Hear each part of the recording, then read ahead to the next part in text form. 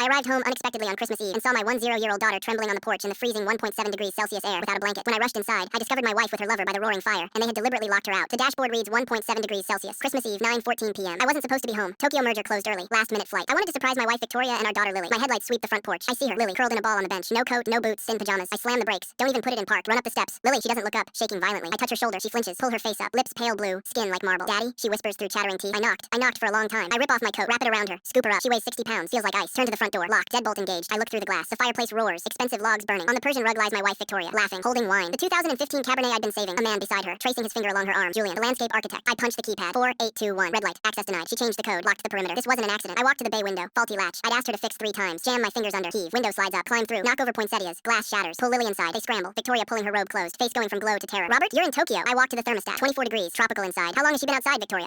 She went to look for Santa. I didn't know. She knocked. The TV is off. You would have heard. Unless you didn't want to. Julian holds up his hands. Wearing my gold watch. The one missing from my dresser. Look, man, we didn't know. Get out. 30 seconds before I beat you into a coma. And take off my watch. He unbuckles it. Trembling. Drops it. Runs out. I grab the phone. Dial 911. Robert, don't. Victoria lunges. My reputation. The neighbors. I pull away. She stumbles. We are not a family. We are a crime scene. To the operator. 10-year-old female. Exposure to sub-freezing temperatures. Hypothermia. Need an ambulance. I carry Lily to the sofa. Wrap her in the throw Victoria was lying on. Victoria weeps. Not for Lily. For herself. I didn't lock her out. She sleepwalked. She hasn't sleepwalked since she was 4. The door was deadbolted. You secured the perimeter so you wouldn't be disturbed. You chose your pleasure over her survival. Sirens. 3 minutes later. Paramedics rush in. Body temp. 35 degrees. Need to get her to ER. Victoria tries to follow. I'm her mother. I step between them. Push her back. No, you are not. I have rights. You forfeited them when you left her in 1.7-degree weather to sleep with the gardener. Officer Hernandez walks in. Looks at the wine glasses. At Victoria's robe. Sir, is there a problem? Yes. I'd like to file for child endangerment and negligence. My wife locked our daughter out in freezing temperatures while she was incapacitated by alcohol and day company. I want full documentation. Victoria gasps. He's lying. Officer looks at the broken vase. Open window. Terrified child. Ma'am, why don't you stay here while the father goes with the child? We need to secure the scene. I climb into the ambulance. Lily's fingers turning pink. Painful. I'm sorry, Daddy. I just wanted to see the reindeer. You were brave. The bravest girl I know. And I promise you will never be locked out again. At the hospital, the doctor examines her. She's lucky. Another 20 minutes and we'd be talking severe hypothermia. She has chilblains. He pauses. I'm a mandatory reporter. I have to file with CPS. I want you to. I want everything documented. Can you print your intake notes? I need them for my lawyer. I can keep her overnight for observation. Safe environment until you sort out housing. She stays with me. Always. 11:45 p.m. Christmas Eve almost over. 37 missed calls from Victoria. 12 texts. I don't reply. I scroll to Arthur Sterling, most ruthless divorce lawyer in the state. I dial. Robert, it's midnight. Is the merger in trouble? Merger is fine. I need you to file emergency ex parte motion for sole custody. First thing tomorrow. I don't care that it's Christmas. Wake up a judge. Pause. What happened? Victoria locked Lily out in 1.7-degree weather for 45 minutes while she was with a lover. Lily's in the hospital with hypothermia. I have a police report and CPS case pending. Jesus, is the girl okay? She will be. But Victoria is done. I want her out. Accounts frozen. Restraining order. The lockout gives us grounds for immediate occupancy. I can get a judge to sign by 10 a.m. Do you have proof? I pull up the smart home app. Activity logs. 2014. Front door locked. User Victoria. 2015. Alarm mode. Stay. I have the logs. She changed the code and armed the system while Lily was outside. That's intent. Malice. This will be a bloodbath. I look at Lily sleeping. Let her try. I have every receipt, every flight log, every wire transfer. My voice goes cold. I'll spend every penny to destroy her if I have to. Full story on channel link below.